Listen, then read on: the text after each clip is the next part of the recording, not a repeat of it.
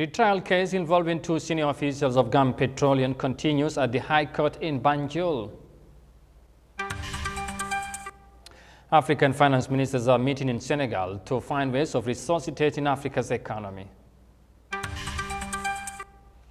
And Yahya Jammeh has presented his letters of credence to the Liberian President George Weah. Well, this and more coming ahead on The World Today.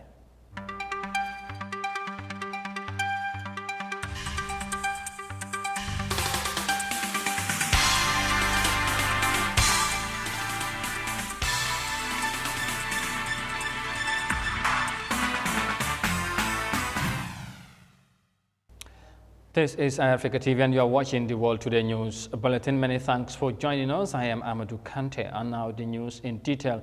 Now, Depot Supervisor and Acting Operation Manager of Gambia Petroleum commenced testimony on Monday as a second prosecution witness in the economic crime trial involving two senior officials of the company. Lamin Toure said in his testimony that Gambia Petroleum used to be only storage facility that has business relationships with OMCs, oil marketing companies, and international traders.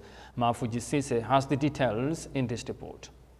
Testifying in the economic crime case involving two of his former bosses, Mr. Toure takes the crowded court through the rundown of Gambia Petroleum work processes. He explained that after the completion of the safety meeting, the cargo surveyor will proceed to inspection and measurement, during which the measured figure and temperature will be recorded, and after the measurement, they will calculate what they measured and confirm the figures. Toure further explained that during the safety meeting, they agree that the loading master will open a communication channel between the ship and the shore after the calculation, and after establishing the communication, the loading master will inform the receivers of the situation on board and ask their readiness to receive the products. He said the receivers will line up by opening the receiving tanks of the products. After confirming the receiving tanks are open, the loading master confirm with the connection team whether they have completed the connection before instructing the chief officer to start pumping discharge. The loading master will communicate with the shore whether they started receiving the products. He said upon receiving the product, Gambia Petroleum will unlock the quantity control, which is done by shore representatives and cargo surveyor. After the measurement, they will convert the measurement height to volume to establish the out-turned quantities, and these out-turned quantities will be sent to the second accused and the surveyor will sign the out-turned quantities. Continuing his testimony, Mr. Toure told the court that the out-turned for Trafigura and Adax in August and October 2021, two certificates of quantities dated 24th August and 13th October 2021, gasoline and gas oil, and 7th September and Satugora and 7th September 2021 from Adax are admitted and marked as P25 1 to 4. According to Mr. Toure, the traders will now start releasing to the OMCs who bought from them, and the release orders will be sent via email to both accused persons after releasing the quantities. In turn, transfer will be prepared and signed by the second accused person and will be sent back to the traders and OMCs, which they will know what is located to them in their account, and the OMCs will know that they receive the products in their names, and the OMCs will start collecting their products. He further went on to say that the released quantity will be communicated to the control room to monitor the quantity each OMC needs to uplift. Based on the release, the OMCs will send in their delivery note to the control room, which will prepare the loading on the ticket, which is the quantity given to them to monitor, as well as the delivery note of the quantities. The acting operations manager told the court that the quantity control of the products and followed by tank measurement (DPS) and convert the measurement quantities to volume to establish the total. He added that the quantities will be calculated in the computer to generate the depot stock statement, which will be sent to the accused person's office for them to know the physical stock of the tank daily, and this will help them to know the space and the physical stock in the tank. For African News, I am Mafuji Sise. Moving on, African finance ministers are meeting in Senegal to define measures on how to revive the continent's economy amid the global economic challenges. Now, a young Senegalese entrepreneur urges the finance ministers to empower the youth on the continent to excel in their businesses. Now, as the African economy continues to suffer, the African Union chairperson, President Macky Sall of Senegal, reiterated his call for the need to end the Russia-Ukraine conflict. Let's have more details of that in this report. Karim Toure manufactures these body perfumes in the Senegal capital, Dakar. He has a message for the finance ministers meeting in the city. Many young African entrepreneurs have this kind of problem. So this money we are just hearing, oh, from financing Africa business, like something like that. You know what's happened? I cannot import a products. Like if I have to import a product to Europe, the certificate, the document they are asking me, it will be very difficult to have it. And one day when they want to bring products here, they do not ask them nothing. It's very easy for them to bring it here. So they have to help us in this kind of things. Toure's frustration is now compounded by the Ukraine conflict, which has disrupted international trade. Now he has to pay more for imported inputs and deal with delays in delivery. Senegalese President Macky Sall, who is also the chairperson of the African Union, says the lasting solution to the crisis is for the Ukraine conflict to end. I am reiterating Africa's urgent appeal for de-escalating the crisis in Ukraine. We call for a unilateral ceasefire and a negotiated settlement so that the worst scenarios can be avoided. Sall says Africa is bearing the brunt of the sanctions imposed on Russia. This, he says, is being witnessed in high prices of goods for a population already struggling to make ends meet. We received a mandate from our Africa peers to go to Moscow to speak to President Putin, to call on him to put in place conditions that will enable Ukraine to export, but also to call for Russia to be taken away from some of these sanctions imposed. The fact in Africa is that we are suffering from something we can't do anything about. In the meantime, the finance ministers meeting here say a solution for the African financing gap lies in Africa redefining its relationship with international lending agencies. The ministers are asking the IMF to review the surcharges attached to the money lent to African countries, which amounts to about $4 billion in just 2022. They are also asking for an extension of repayment time. But as the deliberations in Dakar continue, Katim says the discussions should trickle down to the community level in each country. This, he says, will enable business people like himself who feel the impact of the economic shocks to have their say.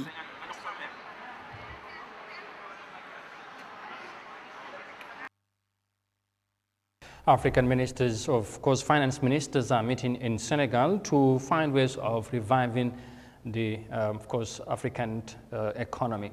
Now, elsewhere, Kenyan President Uhuru Kenyatta presided over the opening of the 9th Afri-City Summit in Kenya, attended by thousands of local government leaders from the African continent and beyond. Now, addressing the gathering, different speakers, including the president, highlighted the need to change the urban agenda to protect future generations.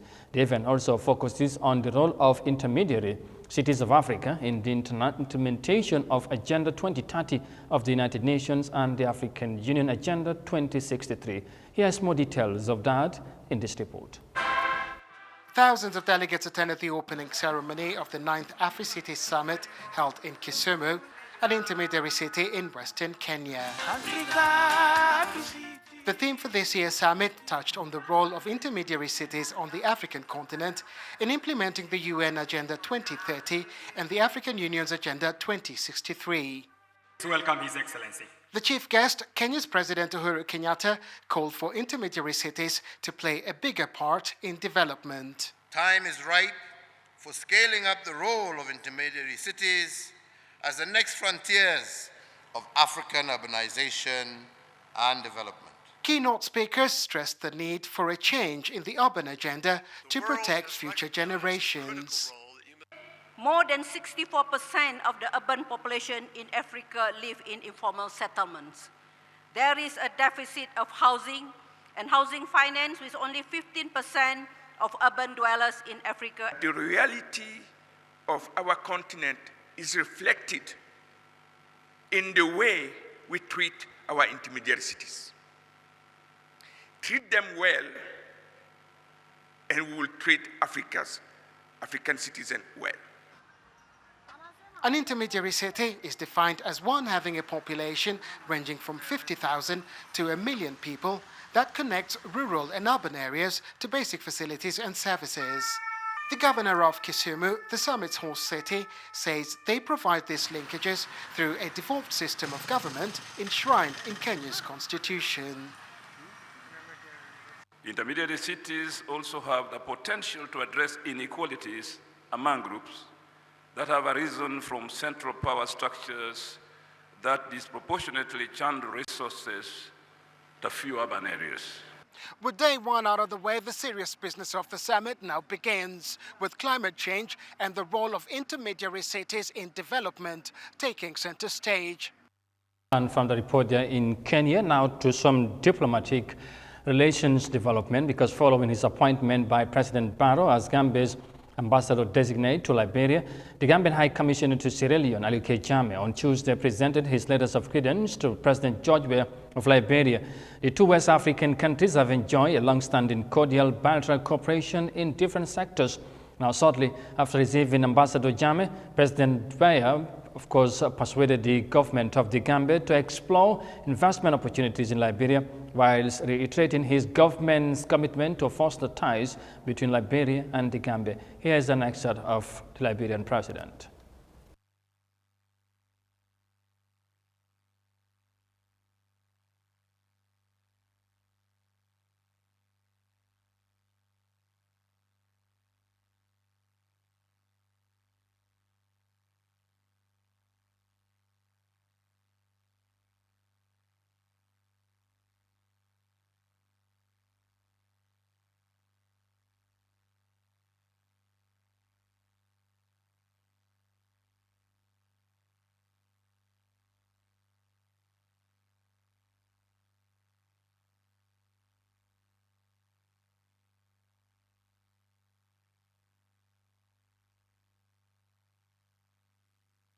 All right, we apologize for that, but hopefully we will come back to that development before the end of the news bulletin. But from that, we will now take a break and come back shortly. Stay with us, we'll be right back.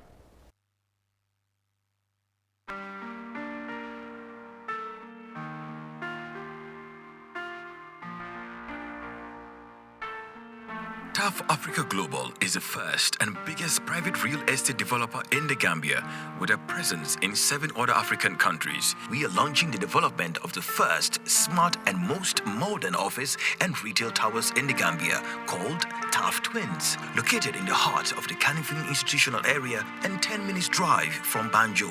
TAF Twins is designed to have 5 floors of office spaces ranging from 50 meters square to over 1,000 meters square, 2 elevators, central air conditioning, 24-hour electricity and water supply, with the ground floor reserved for banking, supermarket, restaurant and coffee shops. For your bookings and reservations, please call now on 376-2333 or 776-2333.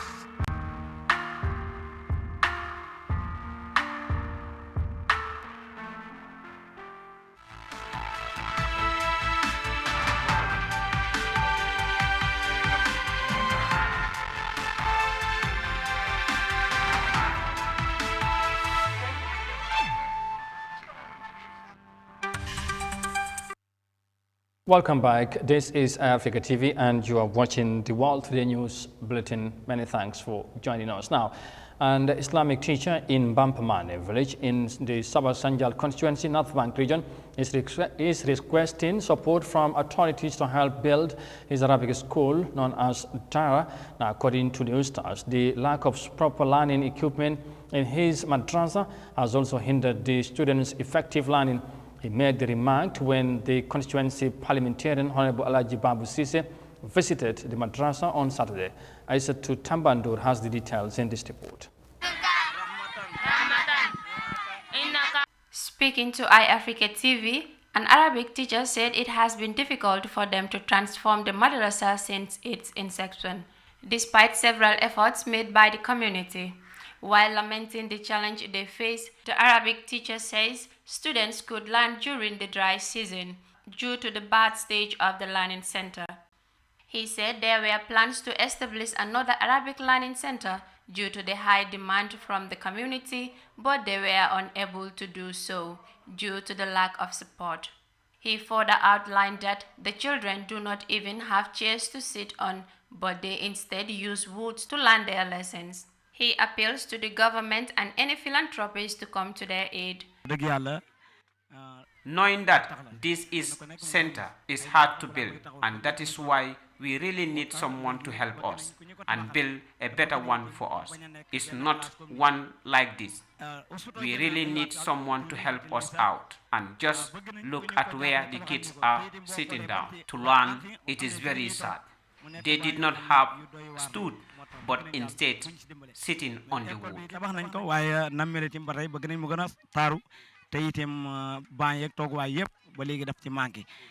The teacher also observed that the Prophet, peace be upon him, says it is better to build a learning center first before constructing a mosque, but the latter is being prioritized. It is been measured by Prophet Muhammad sallallahu alaihi wasallam that to build learning center first before building up a mosque, and hence he is our messenger, and we should look up to him. But it seems like this generation we live in now, the mosque is built first and before about the learning center. Looking at foundation that build mosque can be honestly take a center to another level. In the Gambia, madrasas are only operated by private individuals, community, or Islamic organization, but largely they do not receive similar support from the government as a conventional school, especially in the rural areas. Islamic schools and madrasas have played a critical role in promoting access to basic education for all Muslim societies in the Gambia. Reporting for Eyeafrica News, Aissatou Tambandour. Well, we hope the government or any philanthropists can come to their aid to upgrade their learning situations. Now, moving on, vegetable farmers in Ghana are lamenting on the challenges they're facing in the exportation of their goods to other African countries, despite the Continental Free Trade Agreement. Now, the African Free Trade Deal is meant to widen and boost business activities on the continent with a view to benefiting its people. Now, some analysts believe that the trade agreement will soon open closer business cooperation among member countries. Here's more details of that in this report. At this warehouse, vegetables are processed for export. They are mainly sent to Europe and Asian countries. Farmers want to explore the African market with the onset of the Continental Free Trade Agreement, but they say they are facing some difficulties.